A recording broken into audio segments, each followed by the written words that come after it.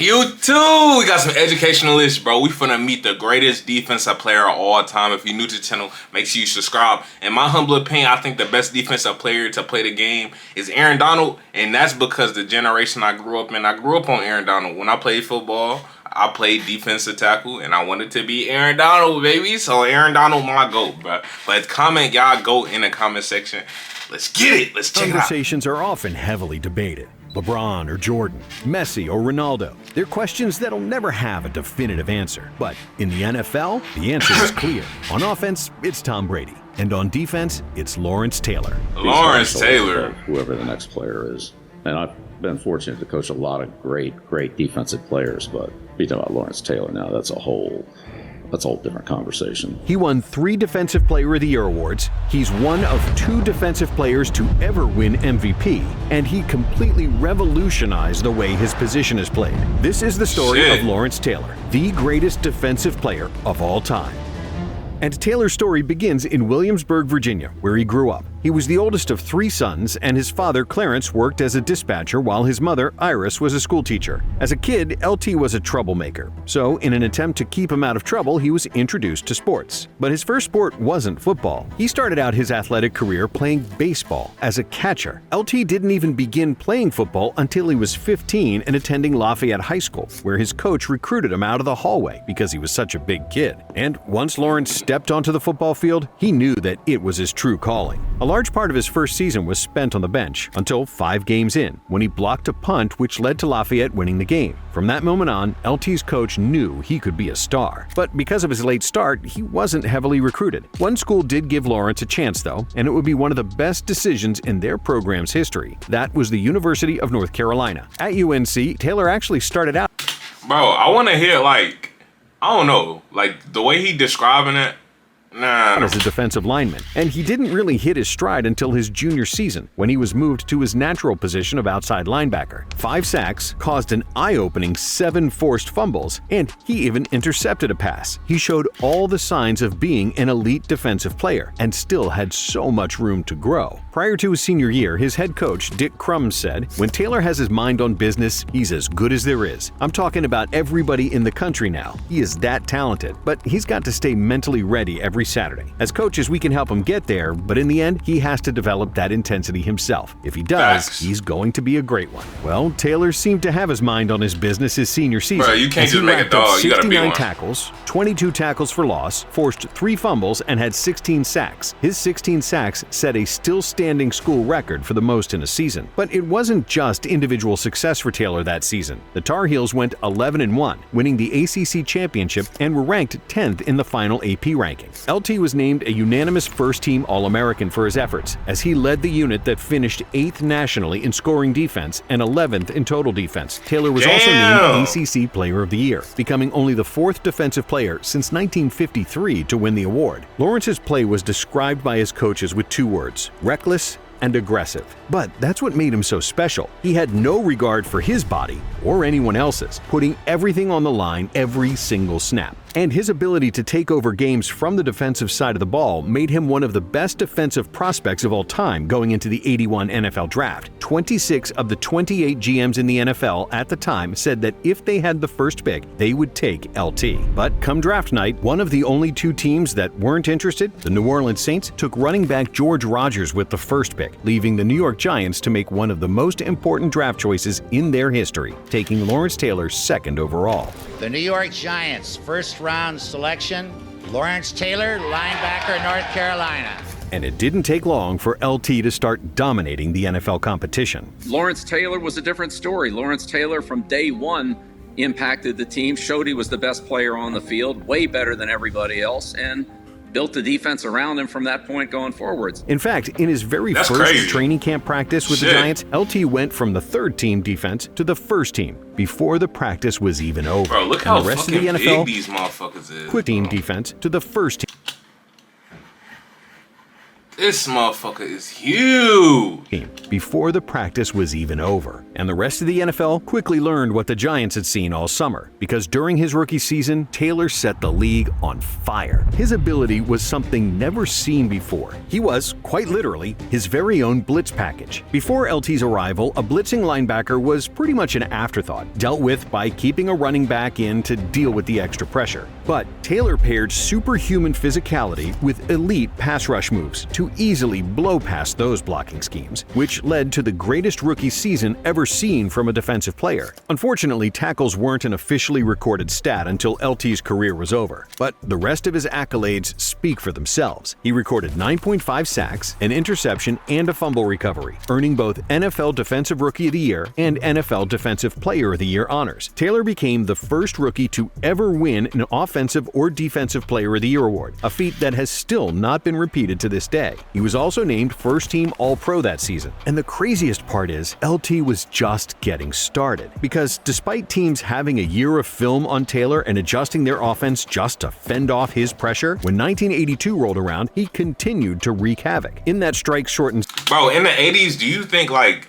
I wonder how was, like, the film studying sessions like? Because nowadays, bro, like, it's so in-depth and shit. And especially, like, offenses, like, how advanced offenses got, especially offensive linemen, and, like, just defense in general. Like, if you play football, you'll understand what I'm saying, bro. Like, everything is a lot more technical than what it was back in the day, bro. So I do want to watch some Lawrence Taylor film and look at his, like, actual pass rush moves, or if he was just, like, a motherfucking offensive juggernaut, throw your body at me, you just can't touch me on something. Season, LT still recorded 7.5 sacks in just 9 I'm just games, curious. and once again was 7.5 crowned is crazy. Defensive Player of the Year and a first-team All-Pro. 82 was when the rest of the NFL realized that what the Giants were doing with Taylor was changing the game. That season, hit, the though. league's total passing attempts outweighed total rushing attempts for the first time ever, which meant rushing the passer was more important.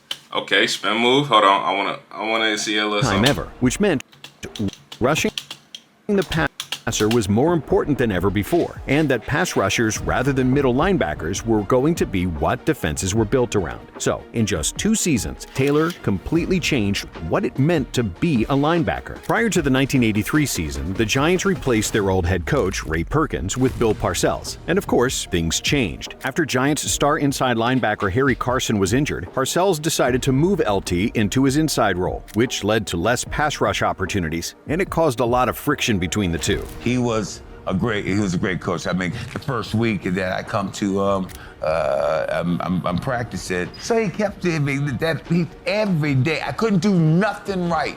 Couldn't do nothing right. On top of that, the Giants had a 3-12-1 record that season, and Parcells faced a ton of criticism from the fans and the media. Frustrated by losing, Taylor started to arrive late for meetings and refused to participate in practices. But somehow, he still managed to finish the season with 9 sacks, making the All-Pro first team at both outside linebacker and inside linebacker, becoming the first player in NFL history to be selected a first-team All-Pro at 2 positions in the same year. And following that season, LT found himself in a fight for his services. He accepted a $1 million interest-free 25-year loan from Donald Trump with the agreement that he'd play for his USFL team, the New Jersey Generals. This was a decision that Taylor quickly regretted, not even a month after. So the Giants stepped in. Wait, a 25-year loan? Donald Trump with the What the fuck type of 360 deal is this? He accepted a $1 million interest-free How much was he getting paid in the NFL? a 25-year loan from Donald Trump with the agreement that he'd play for his USFL team, the New Jersey USFL New Jersey Generals. This was a decision that Taylor quickly regretted, not even a month after. So the Giants stepped in, bailed him out of the deal, and gave him a new 6-year, $6.25 million contract. And after that show of faith from the team, LT returned for the '84 season rejuvenated and more determined than ever to prove his dominance on the field. He returned to his outside linebacker position and had 11.5 sacks, a career high at the time. But more importantly, the Giants bounced back as well, achieving a 9-7 record, making the playoffs for the first time since Taylor's rookie year. About the 5 sweetest words I can think of, the Giants are in the playoffs. In '85, the Giants had another good year, finishing 10-6, spearheaded by Taylor and the defense. LT had 13 sacks, a new career best, and made his 5th straight All-Pro first team. But bro, I love this swag, bro. I ain't gonna lie. This shit look cool as hell, bro. I used to do the same shit, like the little finger tape. Sometimes I ain't like wearing gloves and shit. Team. But unfortunately, one of those 13 sacks was the worst of Taylor's career. It was a sack on Joe Theismann that broke his leg and ultimately ended his career. And while Theismann doesn't blame him for the play in any way, Taylor has never seen a clip of the play and refuses to watch it. I was concerned because, you know, even though we were rivals and stuff, I had a lot of respect for you. This was also a defining moment for the offensive tackle position in the NFL. Taylor was the first great pass rusher to consistently line up on the quarterback's blind side. And after seeing the damage that could be caused by not protecting it, the blindside tackle spot became a premium position, with teams placing their more talented linemen there. But even with all the changes being made to stop LT, the following season, in 1986, he put together the greatest defensive season of all time. Taylor was simply unstoppable. He led the Giants to a 14-2 record, the best in franchise history for a 16-game season, and recording a staggering 20.5 sacks. Mind you, this was LT's 6th season in the league, so teams were using chip blocks, double teams, and even scheming plays specifically to try and neutralize, but nothing worked.